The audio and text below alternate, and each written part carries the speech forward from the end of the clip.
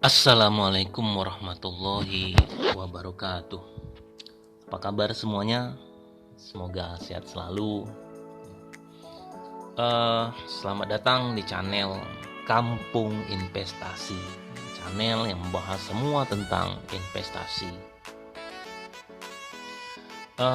Bagi yang baru bergabung, ya, kami ucapkan selamat datang. Dukung channel ini dengan like, subscribe, dan share agar lebih banyak orang yang merasakan manfaat dari investasi, ya. Share ke teman-teman, ke rekan-rekan, ke keluarga. Pada pertemuan kali ini kita akan membahas tentang investasi di pasar modal Indonesia. Kata investasi tidak asing lagi, ya, bagi kita. Investasi yang identik dengan beli tanah, rumah, atau emas dan perhiasan, ya. Karena memang orang-orang tua kita mengenal investasi seperti itu, ya. Nah, namun saat ini, ya, perkembangan investasi begitu pesat. Nah, pertama-tama kita definisikan apa itu investasi, ya. Investasi merupakan penanaman uang atau modal pada suatu perusahaan atau proyek untuk tujuan memperoleh keuntungan, ya. Untuk memperoleh keuntungan, secara umum investasi dapat diartikan sebagai meluangkan atau memanfaatkan waktu, uang, atau tenaga demi keuntungan atau manfaat pada masa yang akan datang, ya. Nah, ini tentang investasi.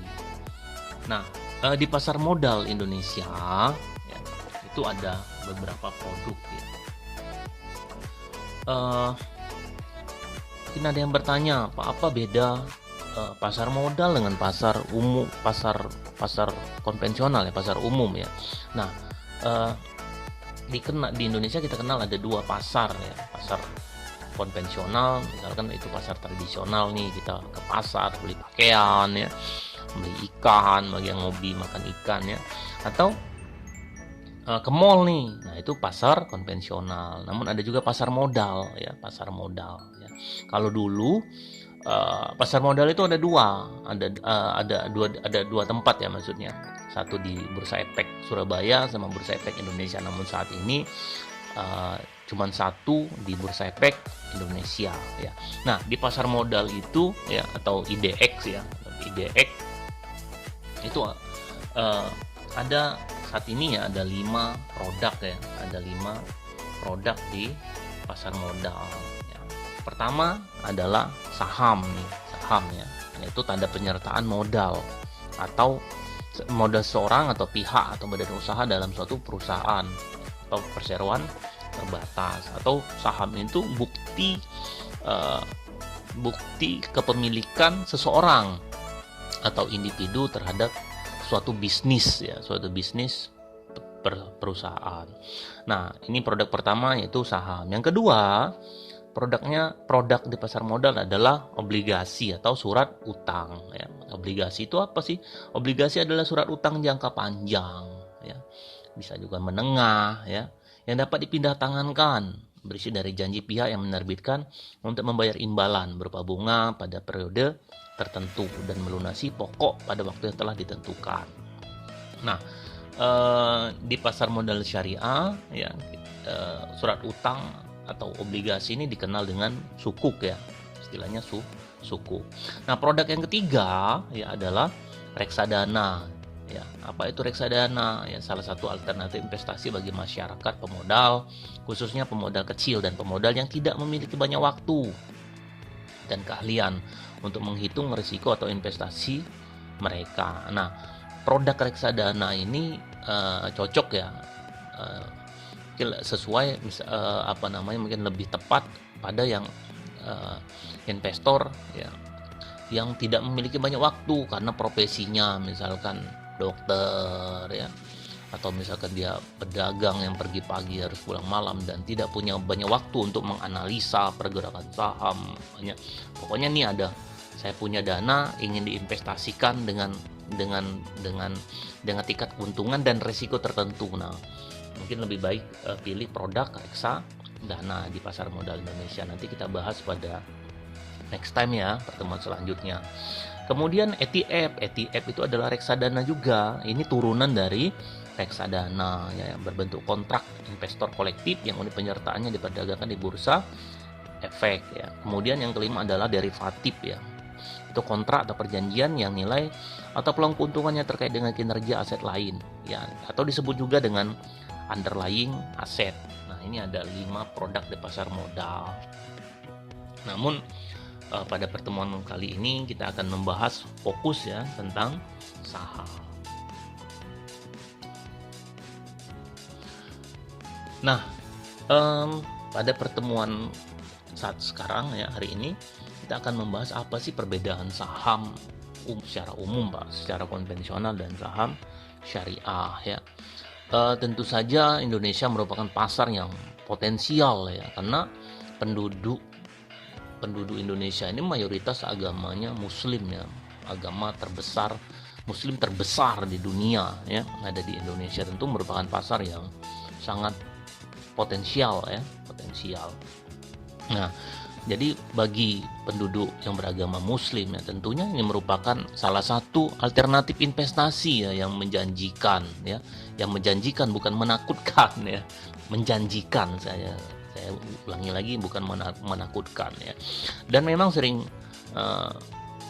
muncul persepsi ya di masyarakat ya, saham itu suatu yang ribet ya, ribet jelimet ya.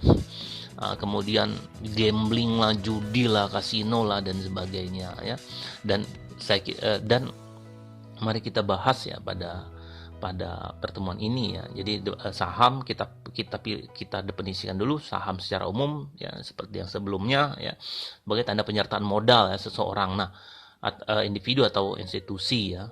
Nah, saham syariah itu merupakan efek ya berbentuk saham yang tidak bertentangan dengan prinsip syariah ya, yang tidak bertentangan dengan prinsip syariah di pasar modal ya. Jadi tidak bertentangan dengan hukum Islam ya.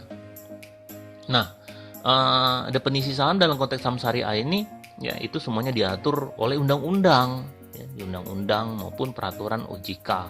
Nah, OJK itu Otoritas Jasa Keuangan, merupakan badan ya, kalau dulu fungsi pasar modal semuanya diatur ya, fungsi pengawasan pasar modal diatur oleh Bank Indonesia atau BI. Namun saat ini fungsi pengawasan pasar modal ya di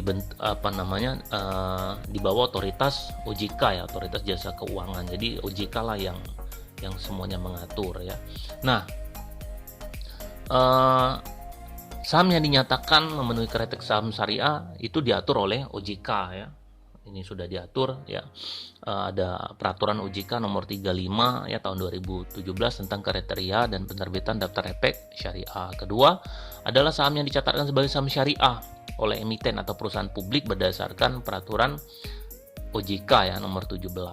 Nah, ya, untuk memisahkan saham syariah ya, jadi dikelompokkan ya, ada yang saham syariah dan non syariah, maka dibuatlah indeks ya, ada 3 indeks ya saham syariah. Yang pertama adalah indeks saham syariah Indonesia atau ISSI ya, ini diluncurkan pada tahun 2011 ya, yaitu indeks komposit saham syariah yang tercatat di Bursa Efek Indonesia.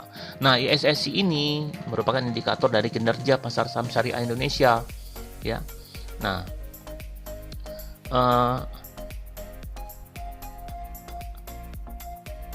yang kedua adalah JII, Jakarta Islamic Index, yaitu indeks saham syariah yang pertama kali yang diluncurkan di pasar modal pada tanggal 3 Juli ya 2000. Nah, JII ini terdiri dari 30 saham syariah ya. Jadi hanya 30 saham syariah yang paling liquid ya. Yang paling liquid itu yang paling mudah ditransaksikan atau dijual belikan ya. Itu tadi. Kemudian yang ketiga adalah Jakarta Islamic Index atau JII 70 ya, JII 70 Index, yaitu indeks saham syariah yang diluncurkan Bursa Efek Indonesia ya 17 Mei 2018. Konstituennya JI hanya 70 ya, sesuai namanya JI 70, maka ada 70 saham syariah yang paling liquid ya, yang paling liquid di Bursa Efek Indonesia. Nah, selanjutnya mengapa harus investasi dan apa itu kampung investasi ya. Nah, kita ketahui dulu jenis-jenis investasi ya. Nah, jenis-jenis investasi adalah, pertama adalah bentuknya paper asset ya, saham ya, reksadana, kemudian sukuk ya, itu adalah paper asset ya. Kemudian real asset ya, yang nyata ya, tanah, kebun, rumah, kendaraan atau emas ya.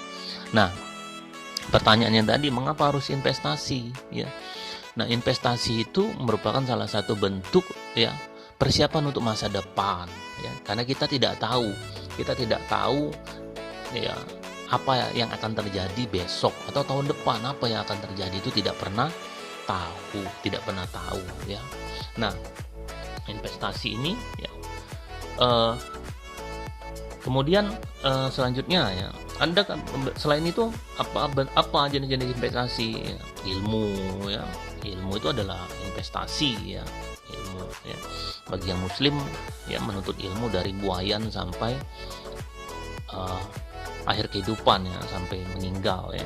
Kemudian keahlian ya, ini investasi juga, punya keahlian misalnya gunting rambut ya, misalkan punya keahlian lain ya, mekanik ya, dan sebagainya. Wakaf tanah itu investasi juga ya, tapi investasi misalkan wakaf tanah untuk rumah ibadah atau pasum ya, dia membuat fasilitas umum ya, misalkan rumah singgah ya. Nah, itu kan investasi juga ya. Kita kenal dulu orang-orang tua kita, nenek kita, kakek kita ya, menanam pohon kelapa ya. Nah, padahal orangnya sudah nggak ada lagi, tapi kelapanya masih bisa kita nikmatin. Ini juga bentuk investasi ya. Keluarga yang bahagia, nah ini investasi juga ya. Wah, banyak kejadian ya, sering terjadi ya, hartanya banyak ya, tapi kalau keluarga tidak bahagia, akhirnya endingnya kan tidak baik. Kemudian istri yang soleha atau suami yang soleh ya, jadi pasangan hidup itu merupakan mitra juga ya untuk berinvestasi ya. Nah, jadi investasi ini harus dibicarakan juga ya, jangan sampai nanti misalkan kita tertarik investasi emas atau investasi di bidang saham, nah, bisa dikomunikasikan juga ya kepada pasangan hidup ya, suami atau istri, agar memiliki tujuan yang sama ya. Nah, itu tadi. Nah, kemudian anak yang soleh dan berilmu ya, anak yang baik ini juga investasi ya. Nah, jadi ini merupakan salah satu bentuk amal jariah yang dalam, kalau orang muslim ya, itu tadi. Nah, kemudian pendidikan nih, kuliah, sekolah, kursus ya. Kemudian kursus komputer misalnya ya, kursus bahasa asing. Nah, ini adalah investasi. Jadi ilmu adalah investasi yang tiada habisnya ya. Nah, jika dikelompokkan investasi itu ada dua, investasi dari leher ke atas dan investasi dari leher ke bawah ya.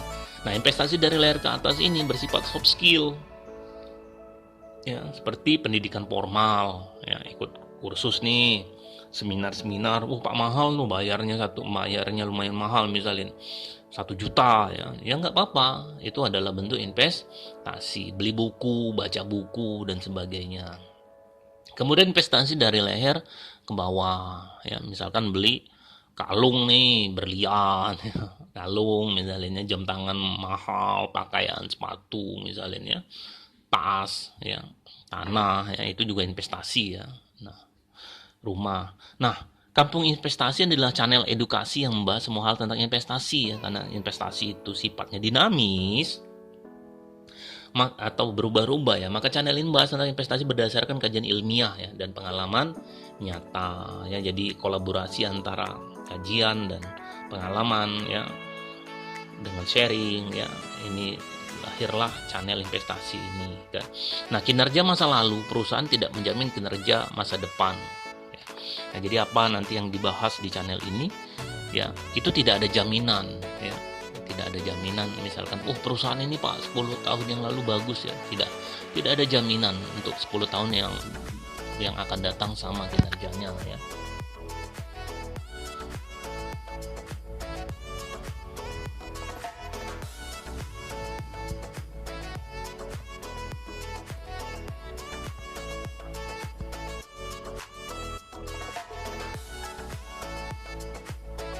Nah, mengapa saya harus berinvestasi saham? Ya. Nah, jika kita lihat, ya, ada 10 alasan ya mengapa saya harus berinvestasi saham. Yang pertama, 10 orang terkaya di Indonesia dan di dunia hampir semuanya memiliki saham. Ya. Jika kita cari di mesin pencarian ya, maka rata-rata 10 orang terkaya di Indonesia atau di dunia itu memiliki saham. Misalkan di Indonesia ya, Heru Tanjung ya, dan sebagainya. Yang kedua, memiliki perusahaan berarti memiliki bisnis perusahaan. Memiliki saham berarti memiliki bisnis perusahaan.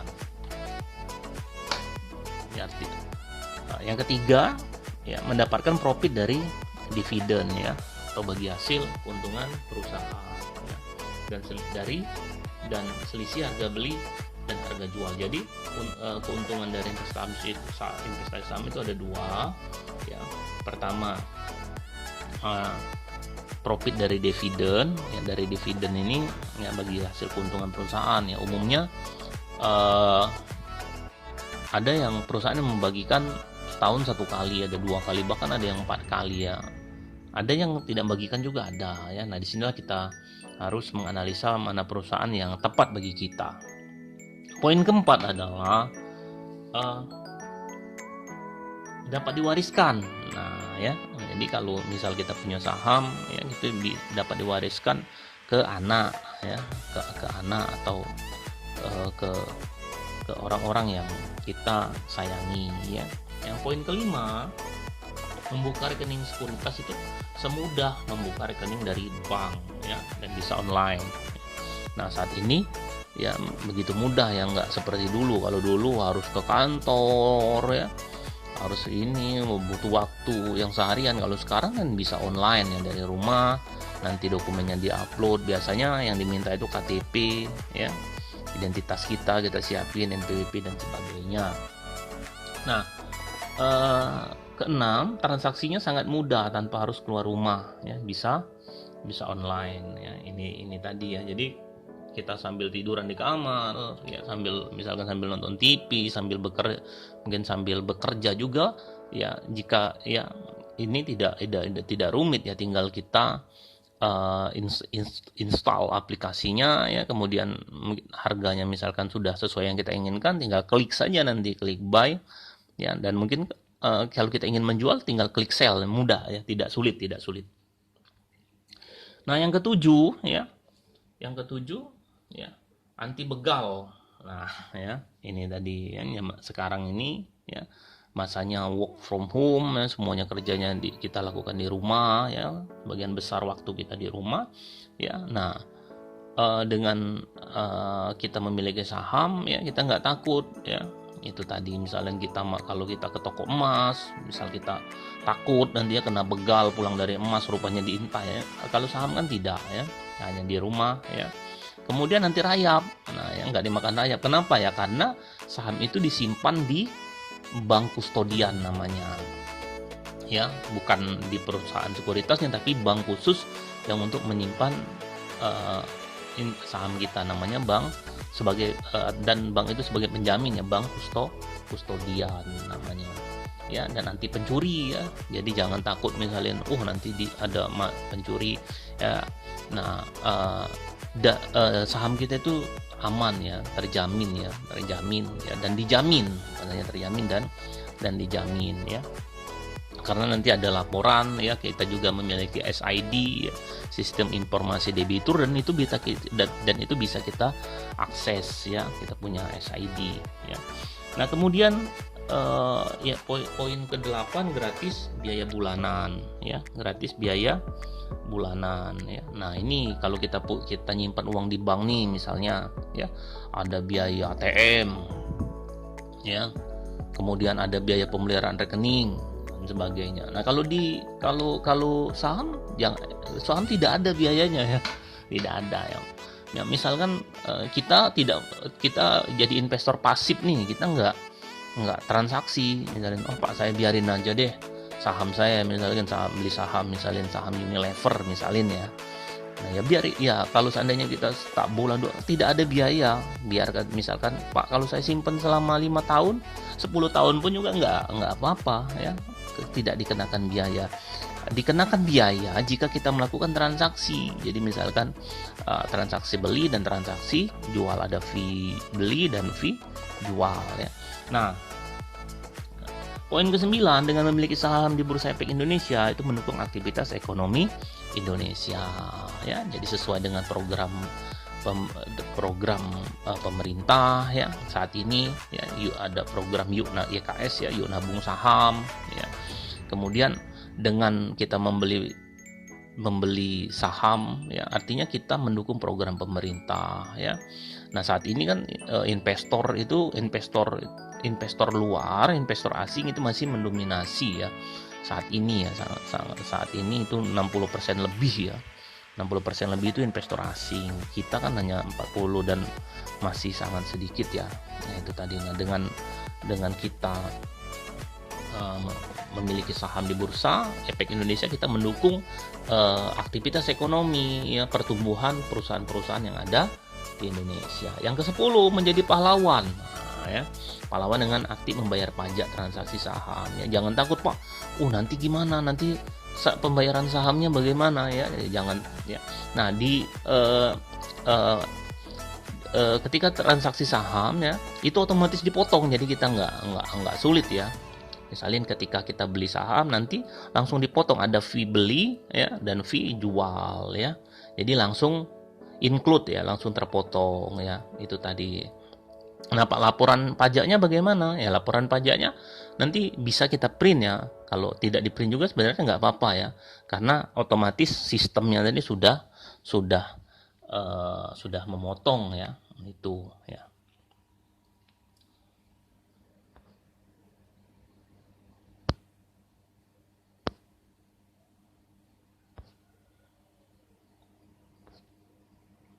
Nah, selanjutnya tadi ada manfaat tentang saham ya. Nah, apakah ada risiko? Ya tentu ya. Agar fair ya, ada manfaat, ada kemudahan, dan juga ada risiko. Nah, risiko saham itu ada 2, yaitu capital loss dan risiko likuidasi ya. Capital loss itu kebalikan dari capital gain ya. Kalau untung dari saham itu adalah salah satunya adalah capital gain ya, itu selisih harga jual dan harga beli ya. Nah tapi kalau kebalikan dari capital gain adalah capital loss ya, kondisi mana investor menjual saham lebih rendah dari harga beli. Misalnya saham PT XYZ nih dibeli dengan harga 2.000 per saham ya. Kemudian harga saham tersebut mengalami penurunan ya, jadi 1.400 ya.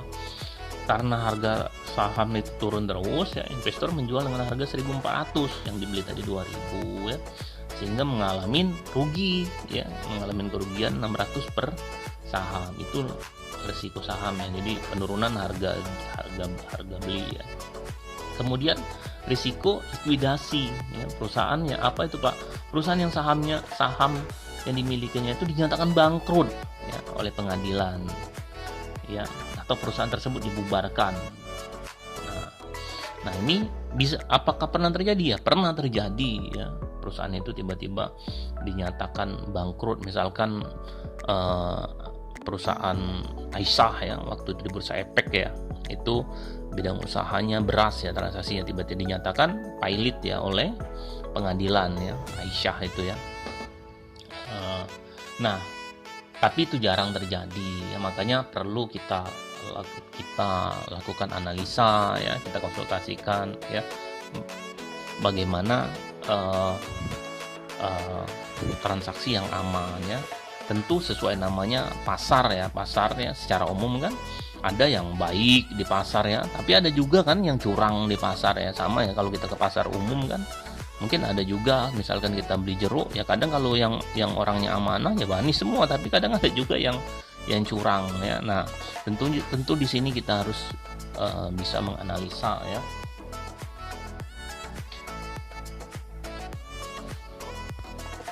Kemudian, nah ini klasifikasi sektor dan subsektor ya. Nah, di Bursa Efek Indonesia itu ya ada 9 sektor ya, 9 sektor yang dikelompokkan ya. Nah, sektor pertama adalah sektor pertanian ya. Nah, sektor pertanian itu tanaman pangan, perkebunan ya, peternakan. Nah, ini masuk ya di sini tadi, agrikultur ya, perikanan, kehutanan, dan jasa-jasa yang lain ya. Kemudian sektor tambang ya, penggalian batu bara, minyak, gas bumi ya, nikel ya gitu. Nah, kemudian industri dasar nih, basic industri ya, pengubahan material menjadi bahan setengah jadi atau barang jadi ya, semen, keramik ya, porselen ya, kemudian kayu ya, kertas ya.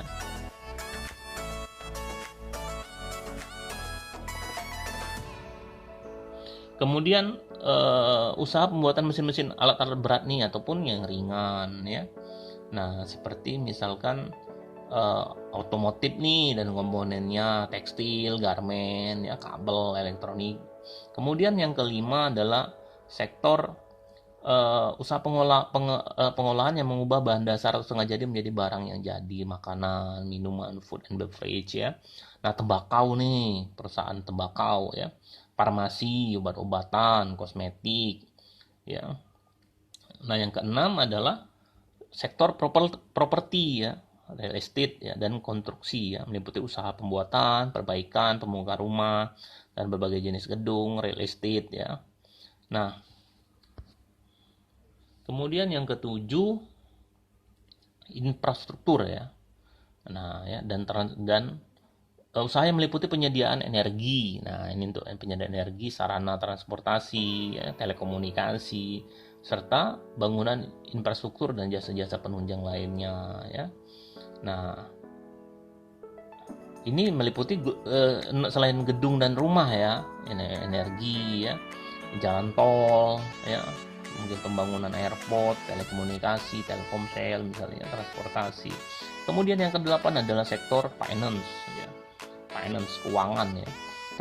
Ini meliputi perantara keuangan ya, broker, lembaga pembiayaan ya, leasing ya, misalkan asuransi ya, perusahaan efek, dan perusahaan investasi ya. Nah, kemudian di bidang yang terakhir ya, di bidang trade ya, perdagangan nih ya, pelayanan dan investasi ya. Jadi perdagangan partai besar dan atau kecil eceran ya, sektor seperti apa, hotel, nah ya, restoran, komputer dan perangkatnya, periklanan, media, serta percetakan ya. Nah, dari 9 sektor ini ya, itu mana yang kita pilih ya. Nah, jadi sesuaikan saja dengan pertama-tama apa yang kita ketahuin ya, apa yang kita sukai atau apa yang kita ketahuin ya. Misalin nih, saya ekonomi ya, background saya adalah ekonomi ya, maka saya yang prioritas saya adalah sektor finance ya, karena saya mungkin bidangnya ekonomi ya. Mungkin yang bidangnya misalkan dia konstruksi ya, mungkin konstruksi. Karena kenapa? Karena mungkin lebih memudah analisanya ya. Tapi balik lagi ke preference ya masing-masing ya. Next ya. Nah, bagaimana hukum pasar modal menurut Islam ya? Nah, pasar modal syariah adalah seluruh kegiatan di pasar modal yang tidak bertentangan dengan prinsip-prinsip Islam ya. Nah, pasar modal syariah di Indonesia merupakan bagian dari industri keuangan syariah yang diatur oleh OJK ya, khususnya Direktorat Pasar Modal. Nah, prinsip syariah di pasar modal Indonesia ya, lembaga yang mengaturnya ya. Nah, Dewan Syariah Nasional Majelis Ulama Indonesia atau DSN MUI ya. Nah, Indonesia ya, ada lembaga non formal ya yang memiliki otoritas ya untuk menetapkan suatu hukum ya. Nah, tentunya Majelis Ulama Indonesia sebagai otoritas ya, saya percaya dengan Majelis Ulama Indonesia ya, karena otoritasnya dan orang-orang yang kompeten ya di bidangnya ya, tentu mereka mengeluarkan dasar hukum, tentu memiliki kajian yang mendalam ya. Nah,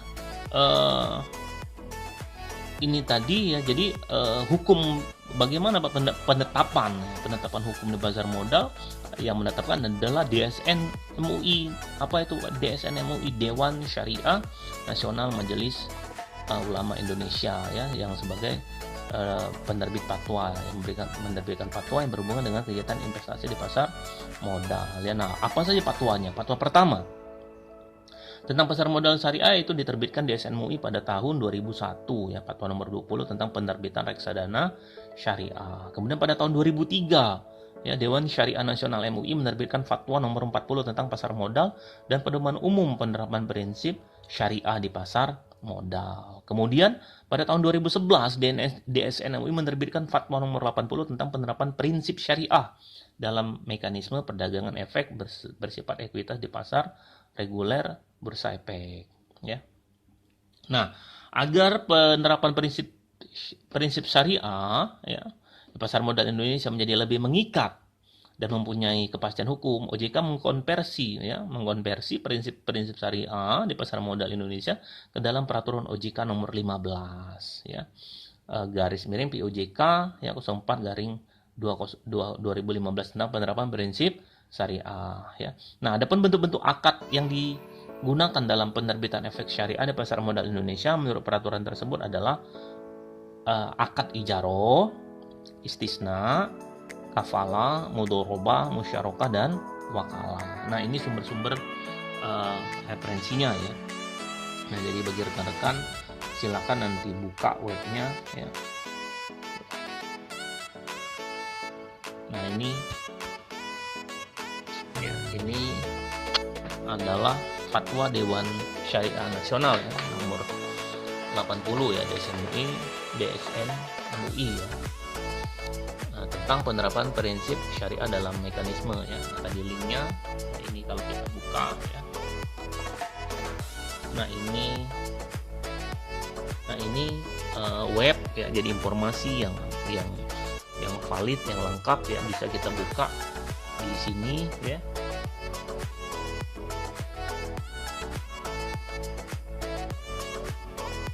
Di idx.co.id atau www.idx.co.id ya. Jadi nanti rekan-rekan silakan membuka ya di web resmi Pasar Modal Indonesia ya, ingin mengetahui lebih lanjut ya, penjelasannya ya. Kemudian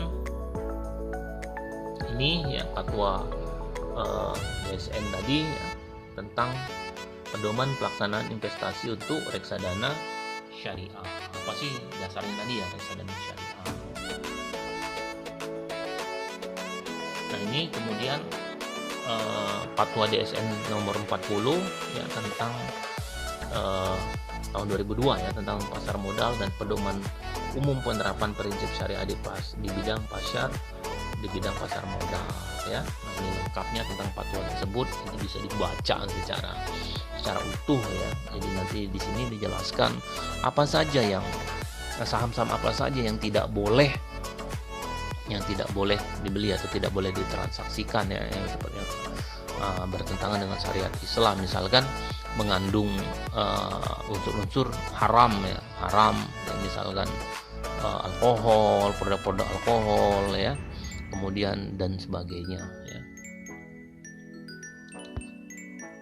Nah, bentuk-bentuk investasi saham itu ada 3 ya. Nah, secara umum ada 3, ada jangka pendek, jangka menengah, jangka panjang. Ya, kalau jangka pendek itu di bawah 1 tahun ya. Nah, di bawah 1 tahun ya. Atau orang menyebutnya trading ya, karena dia dijual belikan dalam waktu yang singkat ya, misal sebulan 2 bulan ya, kemudian harganya udah lumayan tinggi, naik dijual, itu masuk jangka pendek. Ada jangka menengah ya, antara 1 sampai 5 tahun ya. Ada kemudian jangka panjang 5 sampai 30 tahun. Jadi kalau misalkan kita ingin memiliki saham, hold saham tuh 30, atau saya nggak mau jual lagi nih sampai nanti saya mewariskan ke anak cucu kita ya, di hold selamanya, namanya itu masuk, berarti kita ini masuk investor jangka panjang.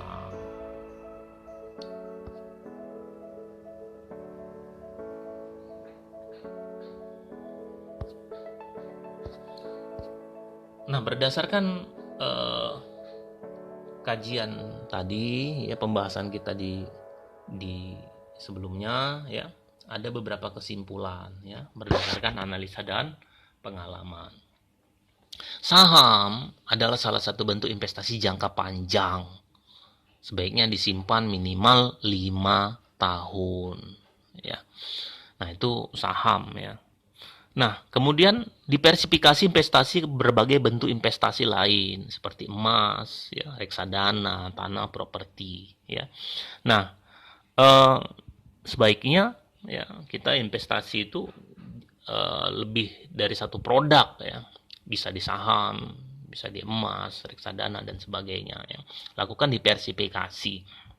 Ya, kita lihat saat ini sedang berlangsung ya krisis internasional ya, karena pandemi corona ya. Kita tidak pernah tahu apa yang terjadi tahun depan ya. Seandainya mungkin kita pegang saham saja saat ini kan, harga saham ya sedang turun ya, sedang mengalami koreksi yang dalam. Yang malah naik itu emas ya. Emas itu naik 2 tahun silam ya, 1 gram LM Antam itu 500 ribuan ya, tapi saat ini sudah 1 gramnya itu sudah menembus 1.040.000. Anda bayangkan ya, kita bayangkan ya, jadi dalam tempo bahkan 2019 ya, naik sudah mencapai 100%. Artinya yang kalau investasi kita 10 atau 100 juta sudah 200 juta ya. Nah, itu tadi ya, tapi ini karena biasanya emas itu akan naik ya ketika ketika terjadi krisis ya, itu tadi. Jadi nah, misalkan kita properti ya, misal Pak, tapi kan properti tinggi Pak, nah harganya naik. Kita lihat saat ini peminat properti tanah kan kita lihat ya sangat rendah. Kenapa ya? Ya karena sedang terjadi krisis ya, rendah ya minat untuk membeli properti ya. Nah, kemudian yang ketiga ya, sulit sekali untuk menahan godaan menjual saham ya, atau trading ya, jika harga saham yang kita miliki sudah tinggi dan sesuai dengan target kita. Misal dalam 1 tahun nih naiknya sudah mencapai 20%. Untuk meminimalkan godaan tersebut, sebaiknya kita punya 3 akun sekuritas yang berbeda. Nah, ini triknya ya. Nah, bagi misalkan sayang nih uang saya, dari rekening saya naik profitnya, misalkan yang baru-baru ini kan baru berapa bulan BRI Syariah sudah naik 100% lebih ya dalam tempo 3 bulanan ya. Ini harus dijual atau bagaimana ya. Nah, sebaiknya kita buat ya 3 akun sekuritas ya. Pertama, akun sekuritas utama ya, ini untuk investasi jangka panjang ya. Nah, jadi nggak dijual belikan ya. Nah, ini sebaiknya kasih password yang susah ya. Jadi kita aja nggak hafal ya, susah ya, sehingga kita malas bukanya ya. Nah, yang kedua, kita buka akun kedua, yaitu akun sekuritas spesialis trading untuk menyalurkan hobi jual beli saham dalam waktu singkat. Nah, ini ya. Nah, ini kalau yang hobi trading nih ya. Nah, yang ketiga, akun untuk orang yang kita sayangi, seperti saham untuk anak atau istri atau untuk orang tua ya. Nah kalau saya sendiri punya 3 akun, ya, 3 akun ya. Akun utama, akun kedua, akun ketiga ya. Jadi kalau pengen lagi ada waktu kosong, pengen kayaknya ada tiba-tiba yang trending ya, saya punya akun kedua. Nah, misalnya ada pertanyaan, Pak, apakah kalau kita ingin membuka akun rekening saham ya, rekening saham harus 3 orang ya? Tidak ya. Jadi kita dengan satu identitas, misalkan ya, satu orang bisa punya 3 akun ya, boleh ya. Sama kayak kita punya rekening kan, kita bisa punya rekening BRI Syariah ya, Mandiri, BTN dan sebagainya, sama seperti ini ya. Jadi kita dimungkinkan untuk memiliki lebih dari satu rekening ya. Nah, kemudian selanjutnya adalah konsisten. Kita harus konsisten, biasakan konsisten rutin untuk menabung atau membeli saham, atau DCA istilahnya, dollar cost average, pada tanggal dan jumlah yang sama ya.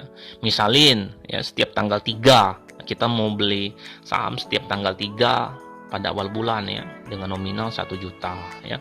Atau gajiannya nih, rekan-rekan gajiannya ya, kalau swasta kan tanggal 25 nih, saya mau beli saham tanggal 26 deh misalnya, boleh ya.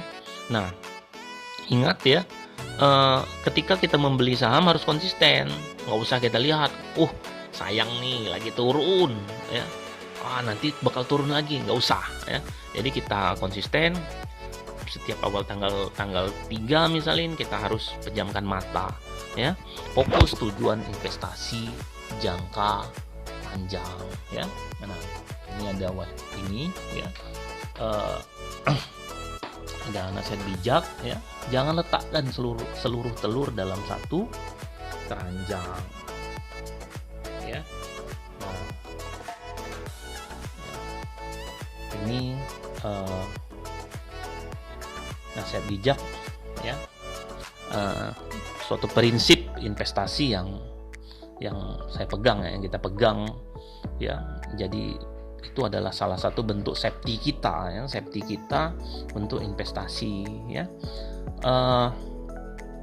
Mungkin terima kasih ya rekan-rekan, mungkin cukup sampai di sini pembahasan kita tentang saham ya. Insyaallah next time kita akan bahas tentang produk-produk lainnya ya, seperti produk emas ya, tabungan emas, atau tentang reksadana ya. Terima kasih rekan-rekan, dukung channel ini dengan like, subscribe, dan share agar lebih banyak orang merasakan manfaat dari investasi. Terima kasih semuanya. Assalamualaikum warahmatullahi wabarakatuh.